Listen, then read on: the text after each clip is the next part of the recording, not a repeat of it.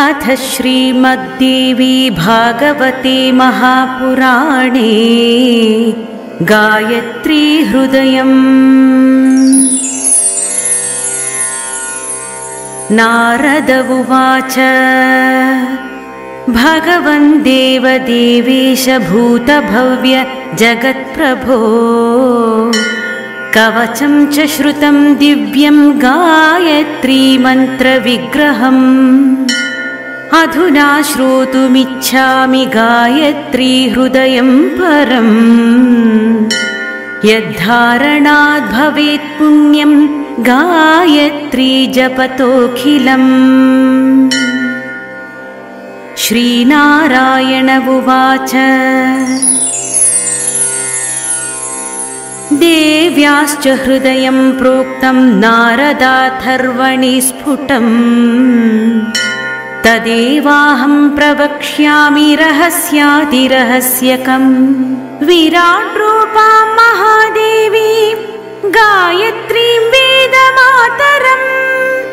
ध्यात्वा तस्यास्त्वथाङ्गेषु ध्यायेदेताश्च देवता।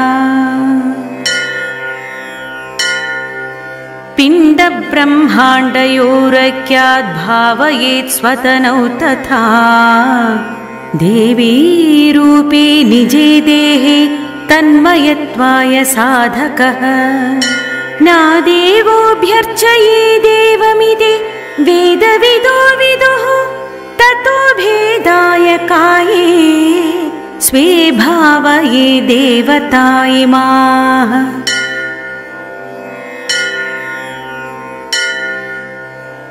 अथ तत्सम्प्रवक्ष्यामि तन्मयत्वमयो भवेत्। गायत्री हृदयस्यास्याप्यहमेव ऋषिः स्मृतः। गायत्री छन्द उद्दिष्टा देवता परमेश्वरी। पूर्वोक्तेन प्रकारेण कुर्यादङ्गानि षट्क्रमात्। आसने विजने देशे ध्यायेदेकाग्रमानसः। अथार्थन्यासः द्यौमूर्ध्नि दैवतम्। दन्तपङ्क्तावश्विनौ उभे सन्ध्ये चौष्ठौ। मुखमग्निः जिह्वा सरस्वती। ग्रीवायां तु बृहस्पतिः। स्तनयोर्वसवोष्टौ बाहोर्मरुतः।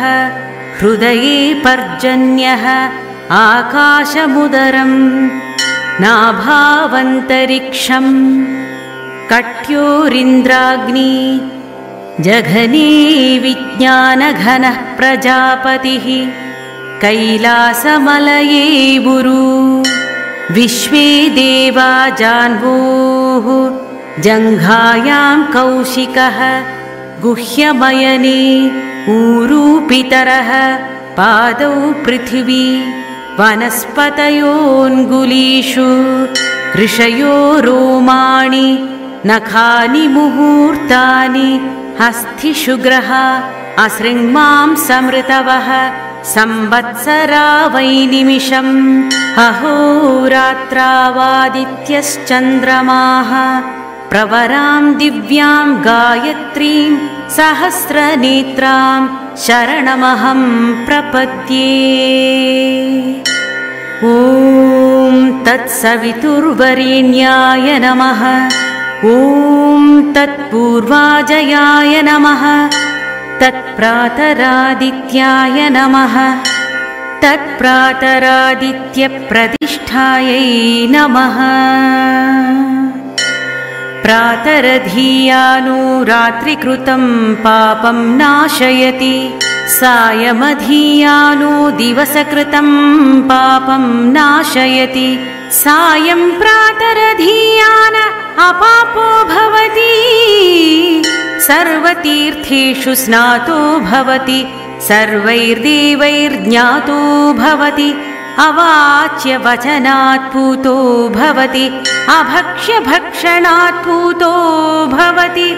अभोज्य भोजनात् पूतो भवति अचोष्य चोषणात् पूतो भवति असाध्य साधनात् पूतो भवति दुष्प्रतिग्रहशतसहस्रात् पूतो भवति सर्वप्रतिग्रहात् पूतो भवति पङ्क्तिदूषणात् पूतो भवति अनृतवचनात् पूतो भवति अथा ब्रह्मचारी भवति अनेन हृदयेनाधीतेन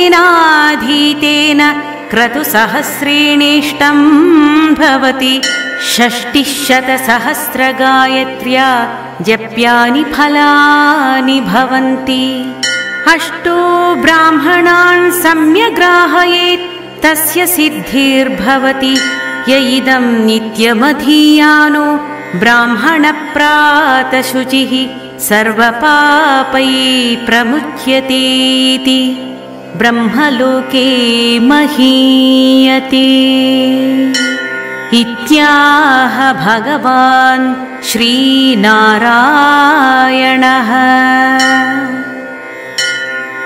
इति श्रीदेवी भागवते महापुराणे 12 स्कन्धे गायत्री हृदयं नाम 4थोऽध्यायः।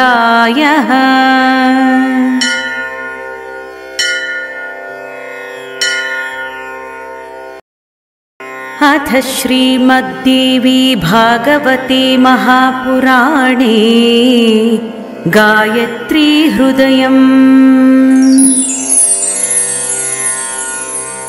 नारद उवाच भगवन् देवदेवेश भूतभव्य जगत्प्रभो कवचं च श्रुतं दिव्यं गायत्री मन्त्रविग्रहम् अधुना श्रोतुमिच्छामि गायत्री हृदयं परम् यद्धारणाद् भवेत् पुण्यं गायत्री जपतोऽखिलम्। श्रीनारायण उवाच देव्याश्च हृदयं प्रोक्तं नारदाथर्वणि स्फुटम् तदेवाहं प्रवक्ष्यामि रहस्यातिरहस्यकम्। विराट्रूपां महादेवी गायत्रीं वेदमातरम् ध्यात्वा तस्यास्त्वथाङ्गेषु ध्यायेदेताश्च देवता। पिण्डब्रह्माण्डयोरैक्याद् भावयेत् स्वतनौ तथा देवी रूपे निजे देहे तन्मयत्वाय साधकः। न देवोऽभ्यर्चये देवमिति वेदविदो विदुः ततो भेदाय काये स्वे भावये देवता इमाः।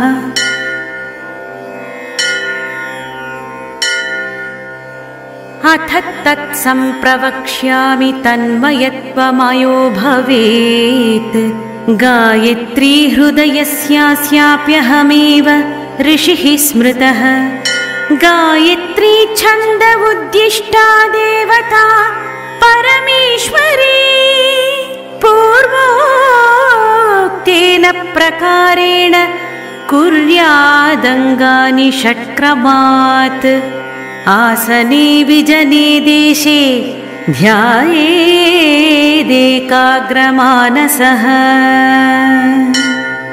अथार्थन्यासः द्यौमूर्ध्नि दैवतं दन्तपङ्क्तावश्विनौ उभे सन्ध्ये चौष्ठौ मुखमग्निः जिह्वा सरस्वती ग्रीवायां तु बृहस्पतिः स्तनयोर्वसवोष्ठौ बाहोर्मरुतः हृदये पर्जन्यः आकाशमुदरम् नाभावन्तरिक्षम् कट्योरिन्द्राग्नि जघने विज्ञानघनः प्रजापतिः कैलासमलये गुरु विश्वे देवा जान्वोः जङ्घायां कौशिकः गुह्यमयने ऊरू पितरः पादौ पृथिवी वनस्पतयोऽङ्गुलीषु ऋषयो रोमाणि नखानि मुहूर्तानि हस्तिषु ग्रह असृङ्मां समृतवः संवत्सरा वै निमिषम् अहोरात्रावादित्यश्चन्द्रमाः प्रवरां दिव्यां गायत्रीं सहस्रनेत्रां शरणमहं प्रपद्ये। ॐ तत्सवितुर्वरेण्याय नमः। ॐ तत्पूर्वाजयाय नमः। तत्प्रातरादित्याय नमः। तत्प्रातरादित्यप्रतिष्ठायै नमः। प्रातरधीयानो रात्रिकृतं पापं नाशयति सायमधीयानो दिवसकृतं पापं नाशयति सायं प्रातरधीयान अपापो भवति सर्वतीर्थेषु स्नातो भवति सर्वैर्देवैर्ज्ञातो भवति अवाच्य वचनात् पूतो भवति अभक्ष्य भक्षणात् पूतो भवति अभोज्य भोजनात् पूतो भवति अचोष्य चोषणात् पूतो भवति असाध्य साधनात् पूतो भवति दुष्प्रतिग्रहशतसहस्रात् पूतो भवति सर्वप्रतिग्रहात् पूतो भवति पंक्तिदूषणात् पूतो भवति अनृतवचनात् पूतो भवति अथा ब्रह्मचारी ब्रह्मचारी भवति अनेन हृदयेनाधीतेन क्रतुसहस्रेणेष्टं भवति षष्टिशतसहस्रगायत्र्या जप्यानि फलानि भवन्ति अष्टो ब्राह्मणान् सम्यग्राहयेत् तस्य सिद्धिर्भवति य इदं नित्यमधीयानो ब्राह्मणप्रातशुचिः सर्वपापैः प्रमुच्यतेति ब्रह्मलोके महीयते इत्याह भगवान् श्रीनारायणः।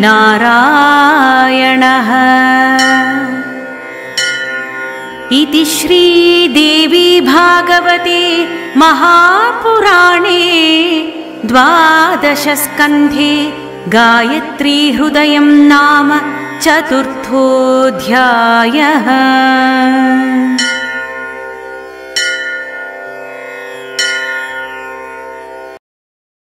अथ श्रीमद्देवी भागवते महापुराणे गायत्री हृदयम्।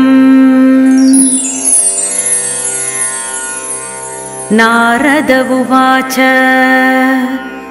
भगवन् देवदेवेश भूतभव्य जगत्प्रभो कवचं च श्रुतं दिव्यं गायत्री मन्त्रविग्रहम् अधुना श्रोतुमिच्छामि गायत्री हृदयं परम् यद्धारणाद् भवेत् पुण्यं गायत्री जपतोऽखिलम्।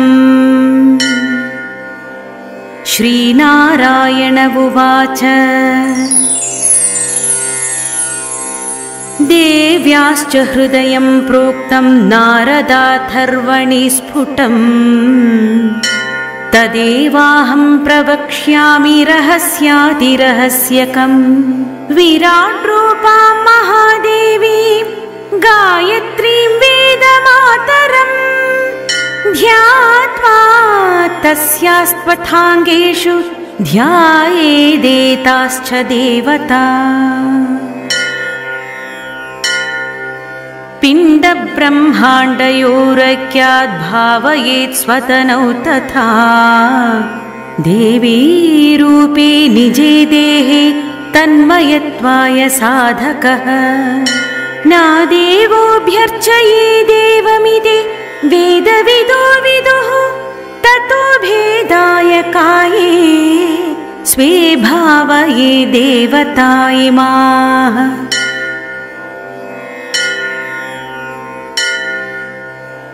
अथ तत्सम्प्रवक्ष्यामि तन्मयत्वमयो भवेत्। गायत्री हृदयस्यास्याप्यहमेव ऋषिः स्मृतः। गायत्री छन्द उद्दिष्टा देवता परमेश्वरी पूर्वोक्तेन प्रकारेण कुर्यादङ्गानि षट्क्रमात्। आसने विजने देशे ध्यायेदेकाग्रमानसः।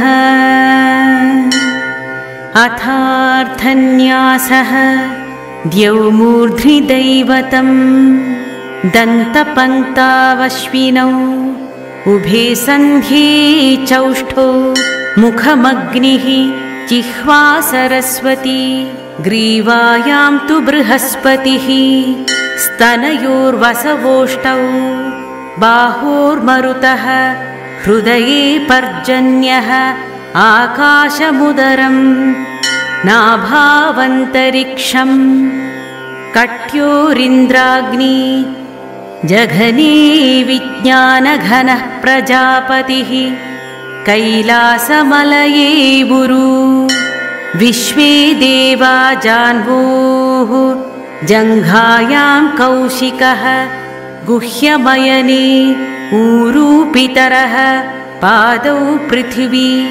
वनस्पतयोऽङ्गुलीषु ऋषयो रोमाणि नखानि मुहूर्तानि हस्तिषु असृङ्मांसमृतवः संवत्सरा वै निमिषम् अहोरात्रावादित्यश्चन्द्रमाः प्रवरां दिव्यां गायत्रीं सहस्रनेत्रां शरणमहं प्रपद्ये।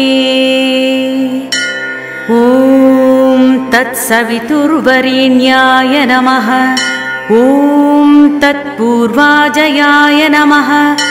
तत्प्रातरादित्याय नमः। तत्प्रातरादित्यप्रतिष्ठायै नमः। प्रातरधीयानो रात्रिकृतं पापं नाशयति सायमधीयानो दिवसकृतं पापं नाशयति सायं प्रातरधीयान अपापो भवति सर्वतीर्थेषु स्नातो भवति सर्वैर्देवैर्ज्ञातो भवति अवाच्य वचनात् पूतो भवति अभक्ष्य भक्षणात् पूतो भवति अभोज्य भोजनात् पूतो भवति अचोष्य चोषणात् पूतो भवति असाध्य साधनात् पूतो भवति दुष्प्रतिग्रहशतसहस्रात् पूतो भवति सर्वप्रतिग्रहात् पूतो भवति पङ्क्तिदूषणात् पूतो भवति आनृतवचनात् पूतो भवति अथा ब्रह्मचारी भवति अनेन हृदयेनाधीतेन क्रतुसहस्रेणेष्टं भवति षष्टिशतसहस्रगायत्र्या जप्यानि फलानि भवन्ति अष्टो ब्राह्मणान् सम्यग्राहयेत् तस्य सिद्धिर्भवति य इदं नित्यमधीयानो ब्राह्मणप्रातशुचिः सर्वपापैः प्रमुच्यतेति ब्रह्मलोके महीयते इत्याह भगवान् श्रीनारायणः।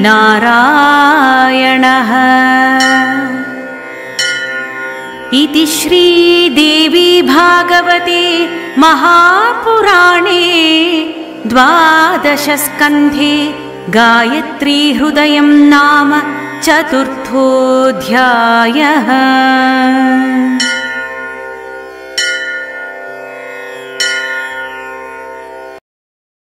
अथ श्रीमद्देवी भागवते महापुराणे गायत्री हृदयम्। नारद उवाच भगवन् देवदेवेश भूतभव्य जगत्प्रभो कवचं च श्रुतं दिव्यं गायत्री मन्त्रविग्रहम् अधुना श्रोतुमिच्छामि गायत्री हृदयं परम् यद्धारणाद् भवेत् पुण्यं गायत्री जपतोऽखिलम्। श्रीनारायण उवाच देव्याश्च हृदयं प्रोक्तं नारदाथर्वणि स्फुटम् तदेवाहं प्रवक्ष्यामि रहस्यातिरहस्यकम्। विराट् रूपां महादेवी गायत्रीं वेदमातरम् ध्यात्वा तस्यास्त्वथाङ्गेषु ध्यायेदेताश्च देवता। पिण्डब्रह्माण्डयोरैक्याद् भावयेत् स्वतनौ तथा देवी रूपे निजे देहे तन्मयत्वाय साधकः। न देवोऽभ्यर्चये देवमिति वेदविदो विदुः ततो भेदाय काये स्वे भावये देवता इमाः।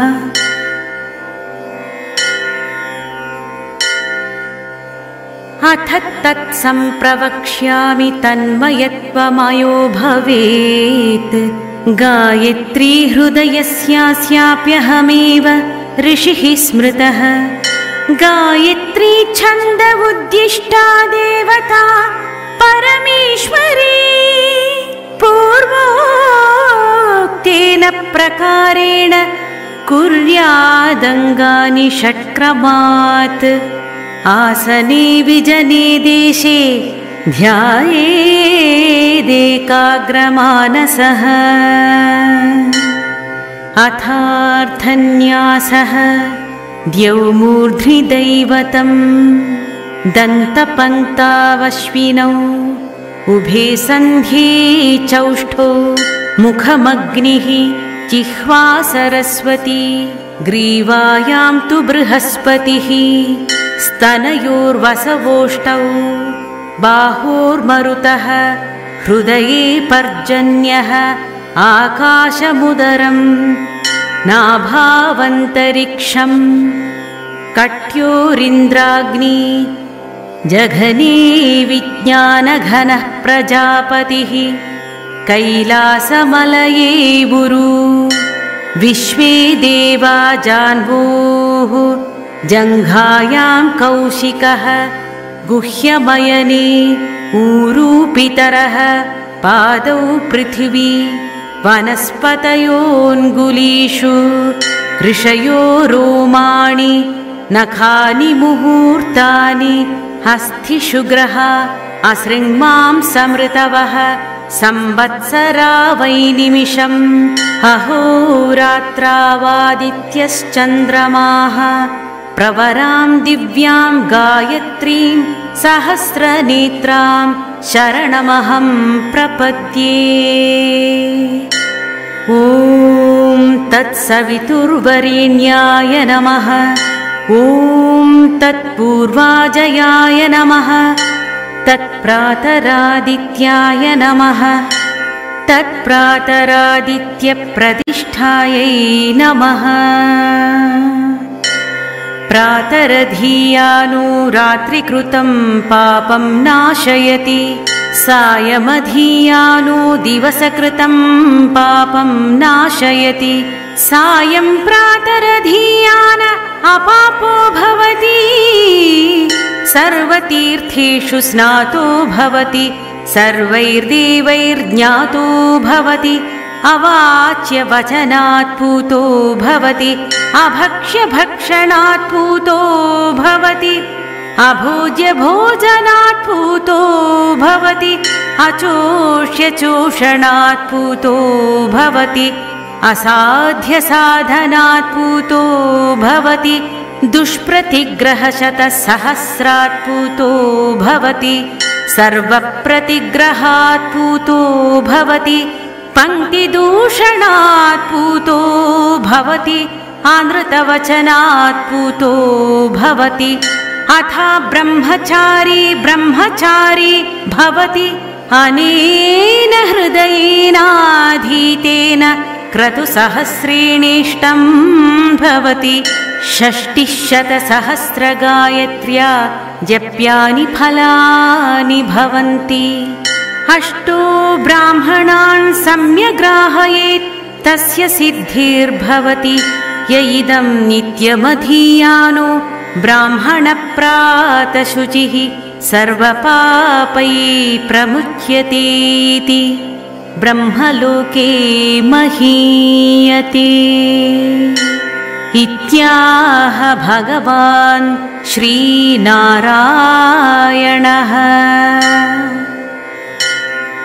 इति श्रीदेवी भागवते महापुराणे 12 स्कन्धे गायत्री हृदयं नाम 4थोऽध्यायः।